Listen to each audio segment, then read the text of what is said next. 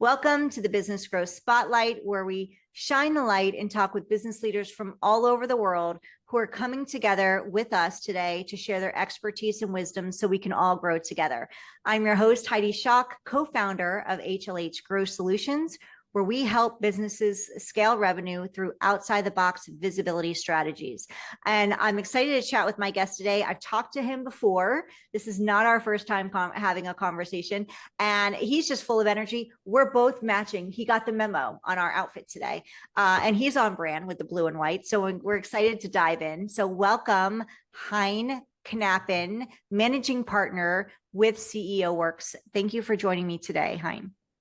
Thanks for having me, Heidi. It's a joy to be here. It's a pleasure to have you. So can you kick us off by sharing a little bit about you, CEO Works, and your role within the company?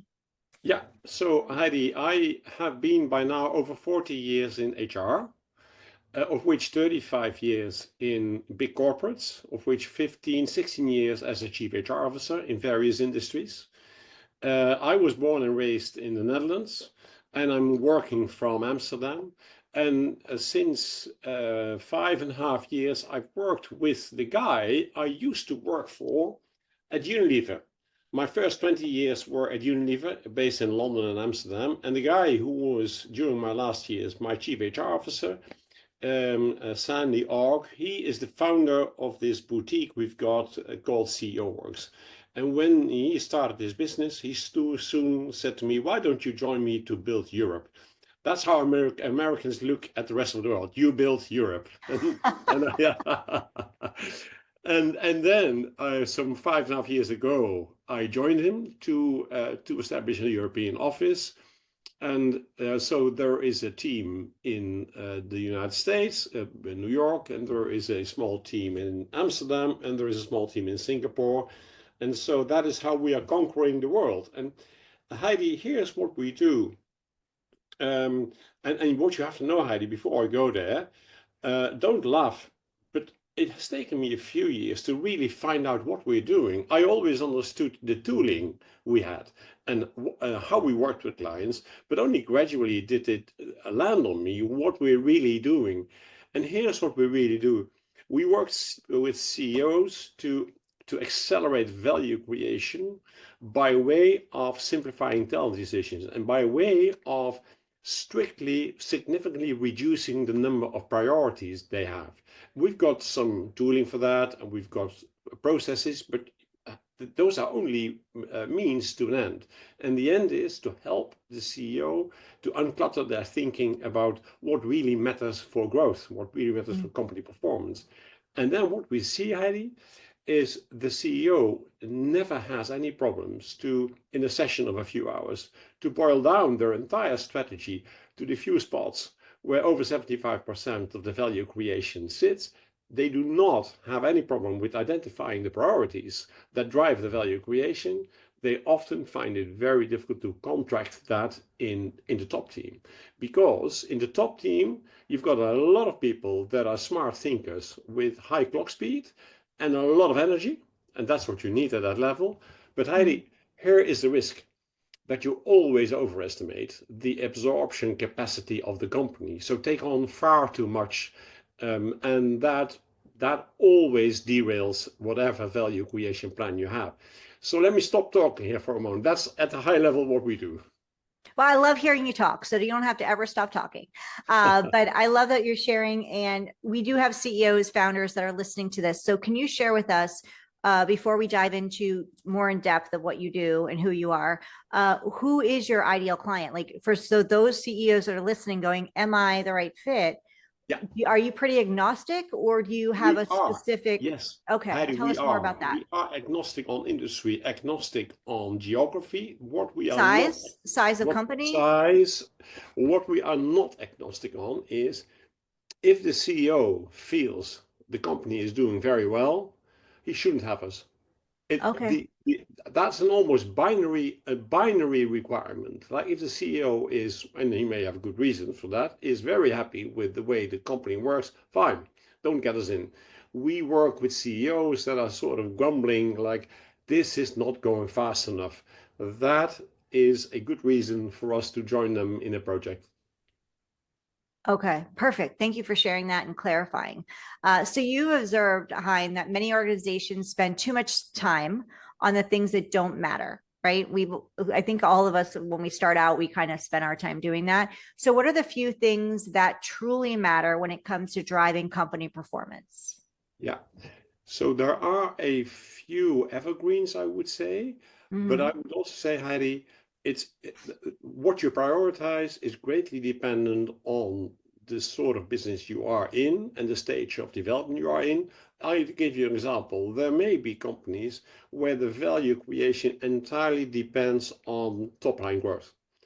There may also be companies where value creation depends on increasing margin, so on bottom line growth. Now that leads to different priorities, and and interestingly, the CEO hardly ever finds it difficult to identify that. But the dynamics in the top of many companies is everyone wants to take on everything.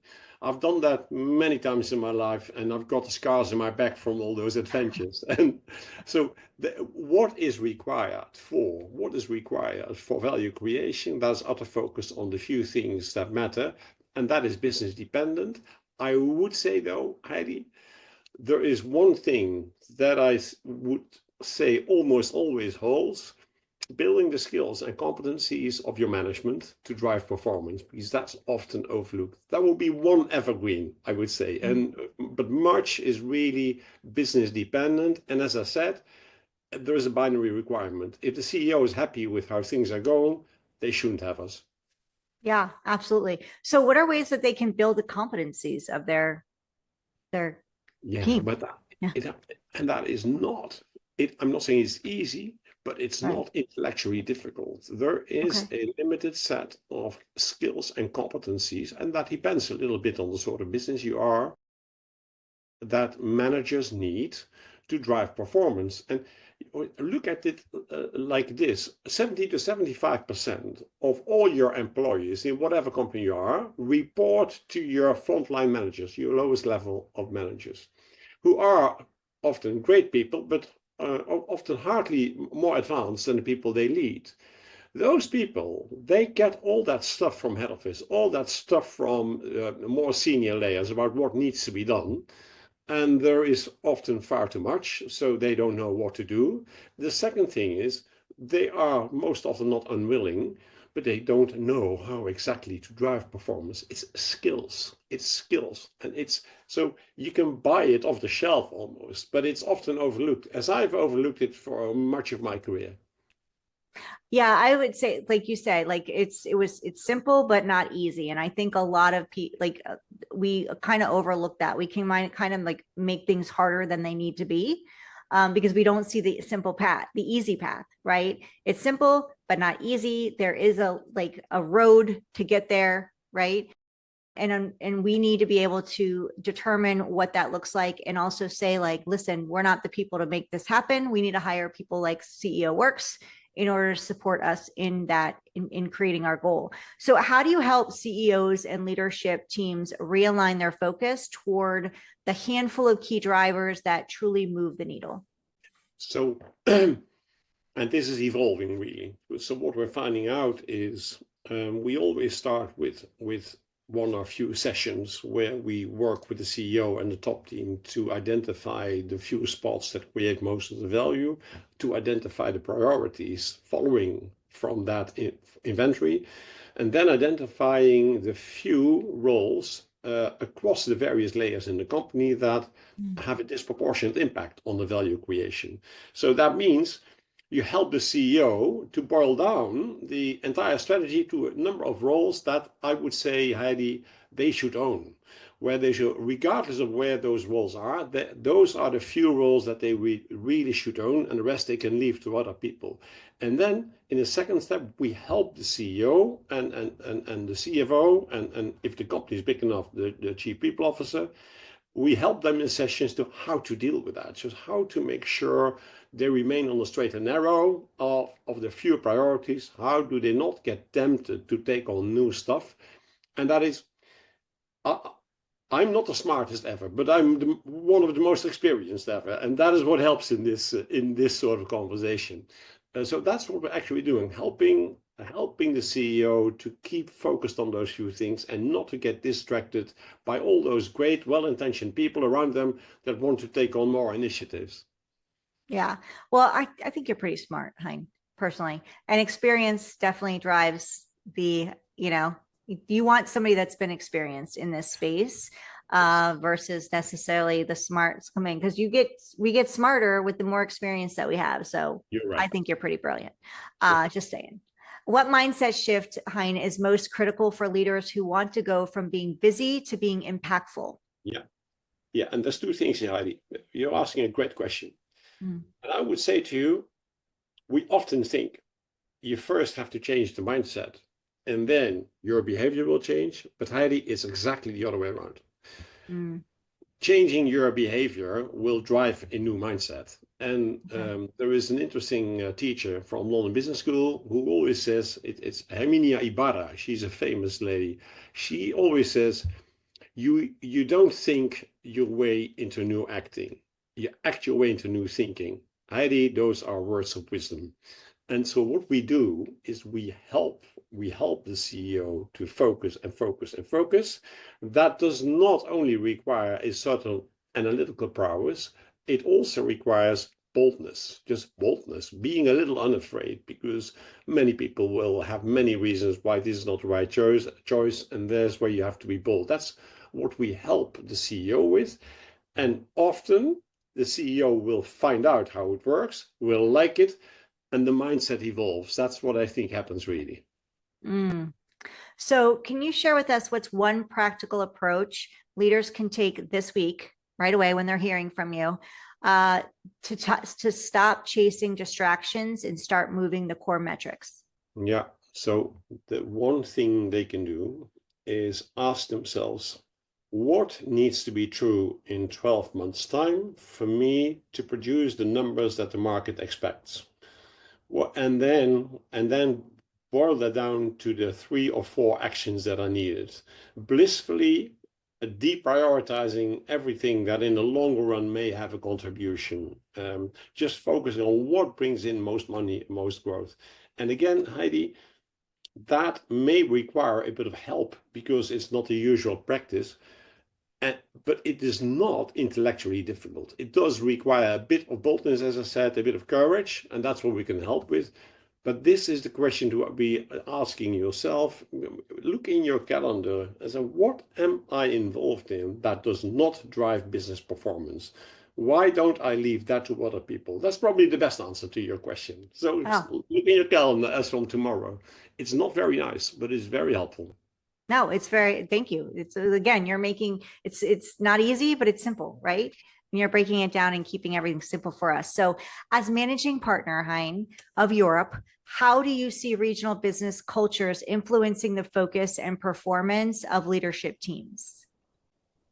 That's a very, very, very good question. And then, Heidi, that's a very good question. I would say there is no perfect culture. That's nonsense.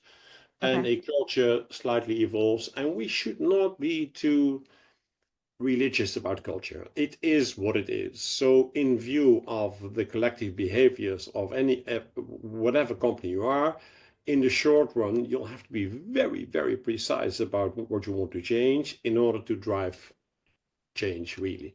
Coming in a company and say, we're going to change everything. That's not very helpful, Heidi. Imagine that you come into my office tomorrow and you say, Hein, I've looked at you and we're going to change everything about you.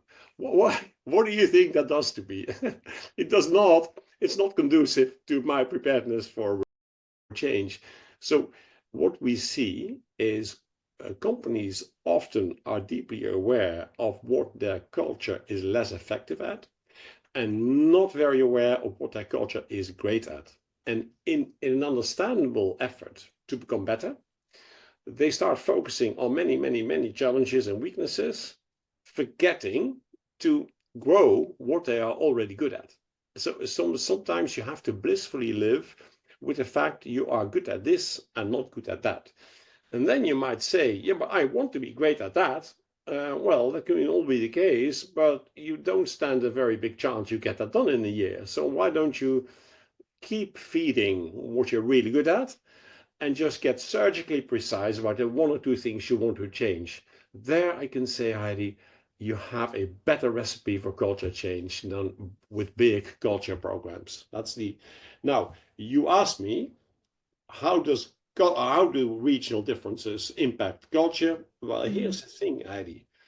If you go to Northern European countries, just as an example, there is often a bit of a consensual culture, which is great for collaboration, getting things done together, which is not always great for holding people accountable personally. And I could see how in the United States you've got companies exactly the other way around. Great at people holding people accountable, driving individual performance, not necessarily great at driving collaboration across functions and regions. So can you share with us, Hein, what's one leadership lesson you've learned the hard way that changed how you focused and lead today? Yeah. Here's what I have learned. I've learned a lot, but here's one thing, and that is life has become really complicated. Things have become much more difficult, complicated than they were 40 years ago. So as a leader, you will make mistakes because you can't get it all. You cannot be always right. In those cases, you need a team around you that will say, hang on, chap, this is going wrong. You're doing something a little silly. Now, how do you make sure that at these crucial moments, your team wants to make the investment in you and is unafraid to oppose you? That is something you built before. You have to make friends before you need them, so to say, and that requires what I would call a sort of humility as a leader, like being clear to your people about what you're not good at. Also, laugh with them when they make fun of you, just to show them that it's totally fine to be at an equal footing with the boss. That will lead to them wanting to correct you when you do silly things. I think that's the most important lesson I've learned. I love that because I think there's a huge benefit to open door and letting people know that even though you might be management or CEO or wherever level you are, that you're still a human, right? And we all make mistakes, no matter what level of the company we're in, right? And we want to make sure that we can all learn from each other. And I've talked with other leaders, and open feedback is something that I'm hearing is very important. And that's a culture or a shift in leadership that's happening that wasn't there years and years ago, right? Yeah, and so I love that you brought that up and you're leaning into that, because I think that's a really big gold nugget. Gold nugget, big gold nugget. It's kind of like, doesn't make sense, but a gold like mountain that we get to like lean into. And what I want our listeners to hear is that it's really important that we're allowing our team, no matter where they're at in our team, everybody has importance. Everybody matters. Everybody gets to be seen and heard. And that includes feedback. And if we're the only ones giving the feedback and we're not willing to take the feedback as leaders, there's a disconnect there. And they're not going to have that trust that we want them to have, correct? Well said. I totally agree. And I might add, but that's only echoing what you're saying, I might add, creating a space where you can be radically candid. And I don't mean that in a touchy-feely way. I mean that in creating a space where there can be radical candor without it having any implications for the relationships. So if I am a leader, get fiercely opposed by someone, and they may get heated and excited, and they may be a bit loud, I should never take offense, because I am creating a space where they will fiercely disagree when they feel it's needed, which in turn will make them feel recognized. Again, we're talking simple concepts that are not very easy. And that could lead to radical growth in your company as well. That wouldn't have happened if that space wasn't there to allow that to happen. Correct? Yes. Yeah. Yes. It's amazing. Yes. So looking ahead, Hein, how do you see the role of focused leadership evolving, especially in today's age of rapid change and AI-driven operations? Yeah. So on the one hand, Heidi, if we stop being curious about everything that's new, there will be a soon end to our enterprise. So we're all AI apprentices at this moment. But if we don't learn about it, we will not know how to apply it. But when we apply it, we have to remain mindful of it being a means to an end and not an end in itself. So we have to keep asking ourselves, how is this going to make my business more relevant to the customer? And how is this going to make my business more efficient? Because enterprise value is determined by these two things. How relevant am I for the customer, and how efficient, how much margin do I create in the way I run my business? So that's one thing. And there is this delicate balance that I can't give you any prescription for, about, on the one hand, remaining sensitive to what happens, on the other hand, remaining doggedly true to what you want to achieve, and being very selective in what you allow to change. And if this were easy, we would have 100 times more entrepreneurs than we do, because it's not easy, Heidi. That's the point I have to conclude. Thank you. That was amazing. So can we talk about growth a little bit? Because you've been around for a long time, doing business for a long time. You shared that at the beginning, and you're running, the Europe operations. So can you share with us what are, as far as visibility goes, getting in front of your CEOs? And I know you're agnostic, but you also have specifications of who you work with. So how are you standing out? There's a lot of noise out there right now. Everything's running off of social media and virtually. So how are you standing out from the crowd amongst your competitors? So let's start with what's working for you marketing wise. Very, very good questions. And I've been in this business, Heidi, now for 5.5 years. It's taken me a few years to understand this. And here's a few things that I've learned. We stand out by making the CEO understand that we understand their problem or their need. CEOs are rightly, utterly uninterested in what's under the hood. They just want to know whether the car drives, you see. And so when I have good conversations with CEOs, it's always because they understand that I understand their worries, and they understand that I know a thing or two about HR and about business development. That's the two ways. And sometimes you fail because you sometimes get lost in your own technicalities, and sometimes you don't listen well enough to the CEO. And those are all the normal risks you have when you want to try to build a business. But I have to conclude that if the CEO does not see how you understand their problem, you will not come in. So I'm curious, because we're a growing company, and we pivoted. We were in coaching space. Now we're in the done for you space, and the marketing partnership space, and visibility. That's our zone. And That's we're hearing very that. nice.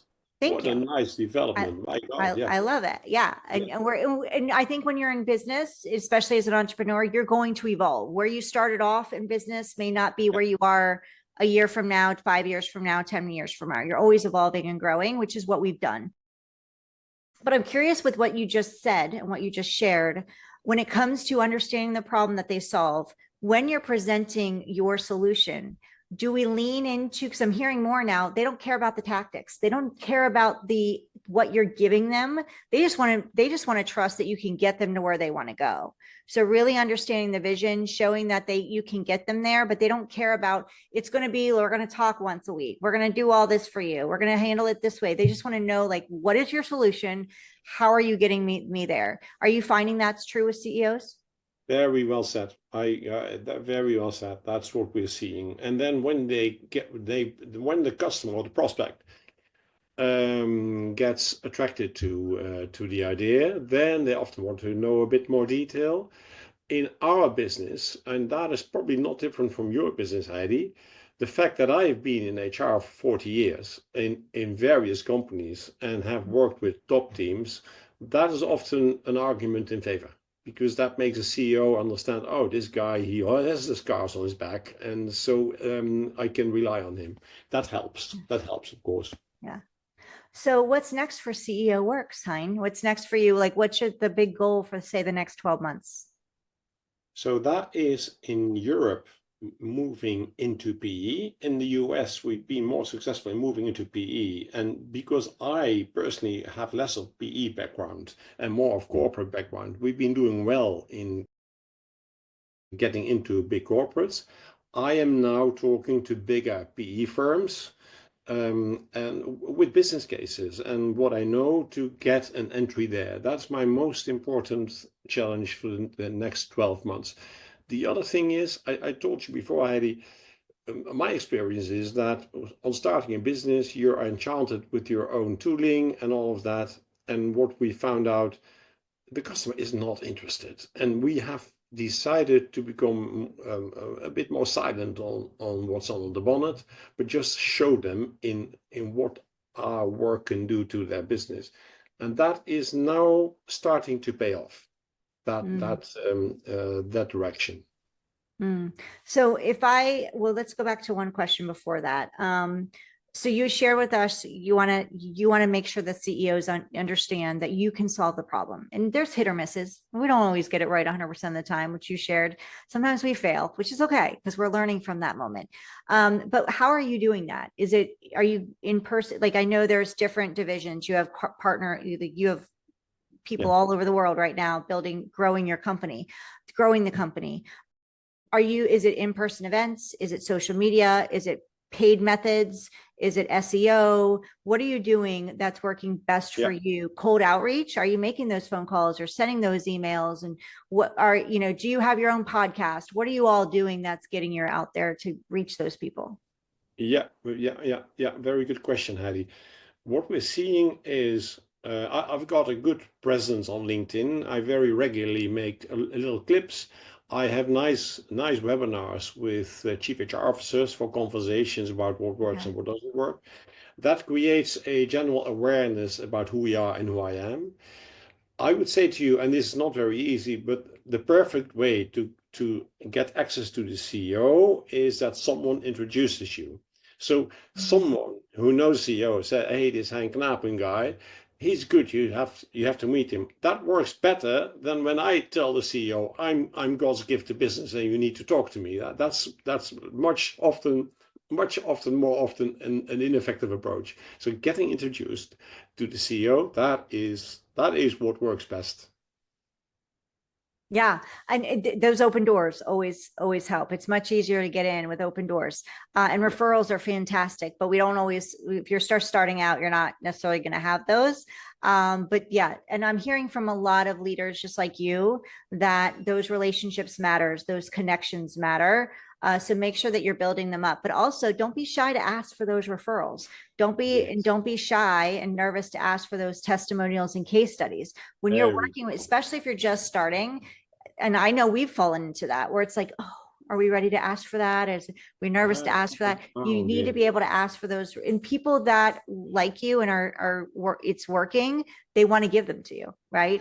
So yes, I thank you for sharing all of that. I love that. So if I could give you a magic wand, Hein, and you could just wave it on one issue, one challenge that you're having right now in this moment that could hold you back from achieving the goals that you shared with us, what would that be and why? You can go poof on one thing. That's a good question, Heidi. I would say to you that the biggest enemy to me sits within. Like I am. Well, we don't want to go poof on you. Hi. So what the biggest thing is when I think, people around me say to me, when you think you're pushy, you're not nearly pushy. And that's a very important thing. So the other thing would be, it would be about introductions to CEOs. I think those would be the two most important things. Now, this point about myself, hey, listen, Heidi, I am 67. I'm not entirely sure whether much is going to change about me anymore. So there's much I will have to live with, I think. No, I think you're amazing. I appreciate your time today. And yes, we can always, there's many things we can go poof on. Mindset's always a big thing, right? We always think that we're showing up in a way. And I tell people all the time, especially when it comes to visibility and then wanting to show up different or showing up. I'm like, whatever, however you think you're showing up, especially when it comes on camera or on social media, like when people see you, if you're thinking you're showing up here, this level, and for those of you in YouTube, you can see me. If you think, but I'm going to say it verbally for those listening to us on podcasts, if you think you're showing up at a level 10, you're probably showing up at a level 3 to 4, right? Because we think we're so animated and we're really not. It doesn't come across that way. So just like you said, when you said like my team is like, hey, you think you're pushy, but you're not pushy enough. We feel like, oh, are we too tough? Are we coming on way too strong? And it could be amped up even more, right? In a loving way. I like that a lot. I like that a lot, Heidi. I think you're totally right there. Yeah. So can you share with us how people can connect with you and reach out to you and learn more about CEO Works? Very, very simple. My LinkedIn page, my LinkedIn. And then here is my address, which is my first name dot my last name at ceoworks.com.